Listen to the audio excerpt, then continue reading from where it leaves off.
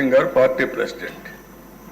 ఇద్దరికి ఒకటి చెప్పాను, మీరు పోలవరం ఏదైతే 7 మండలాలు ఉన్నాయో ఆ 7 మండలాలు ఆంధ్రప్రదేశ్ రాష్ట్రానికి ఇవ్వకపోతే రేపు ఈ ప్రాజెక్ట్ అసాధ్యం, ఇప్పటికే నష్టపోయాం, ఇంకా కూడా నష్టపోవడానికి మేము సిద్ధంగా లేము, ఎట్టి పరిస్థితుల్లో 7 మండలాలు ఇస్తేనే నేను ప్రమాణ స్వీకారం చేస్తాను, లేకుంటే నాకు ఈ ముఖ్యమంత్రి పదవి వద్దని చాలా స్పష్టంగా చెప్పాను.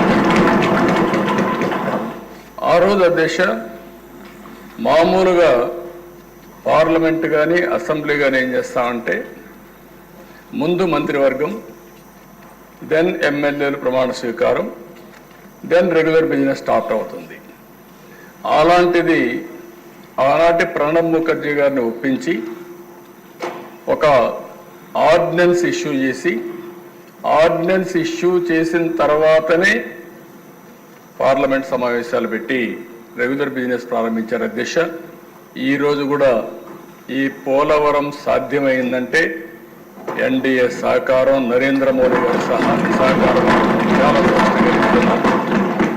అక్కడి నుంచి అధ్యక్ష నేను పోయినప్పుడు నేను చాలా స్పష్టంగా 7 మండలాలు వచ్చాయి, దీన్ని ఫాస్ట్ ట్రాక్లో పెట్టాలి అని నేను అడిగినప్పుడు నీతి ఆయోగ్ ఎగ్జామిన్ చేశారు. నీతి ఆయోగ్ ఎగ్జామిన్ చేసి దేశంలో చాలా ప్రాజెక్టులు ఉన్నాయి, 10 ఏళ్ళు, 20 ఏళ్ళు, 30 ఏళ్ళు అవుతున్నాయి, ఇది కూడా అదే మాదిరిగా ఆ కోవలో చేరిపోతుంది. కాబట్టి ఈ ప్రాజెక్ట్ ఆంధ్రప్రదేశ్ రాష్ట్రానికి ఇస్తే రాష్ట్ర ప్రభుత్వం సమర్థవంతంగా వాళ్లకు అవసరమైన ప్రాజెక్టు కాబట్టి దీన్ని పూర్తి చేసే బాధ్యత తీసుకుంటారని చాలా స్పష్టంగా ఆలోచించి రికమెండ్ చేశాడు అధ్యక్ష. ఆ రికమెండేషన్ క్యాబినెట్కి వెళ్ళి సెంట్రల్ క్యాబినెట్ ఆమోదించిన తర్వాత నేను కూడా మన ఇంట్రెస్ట్ ఉంది, ఇది పూర్తి చేయాలి, లేకపోతే 30-40 ఏళ్ళు అయితే ఎప్పటికీ సాధ్యం కాదనే ఉద్దేశంతో టేకప్ చేసాం అధ్యక్ష.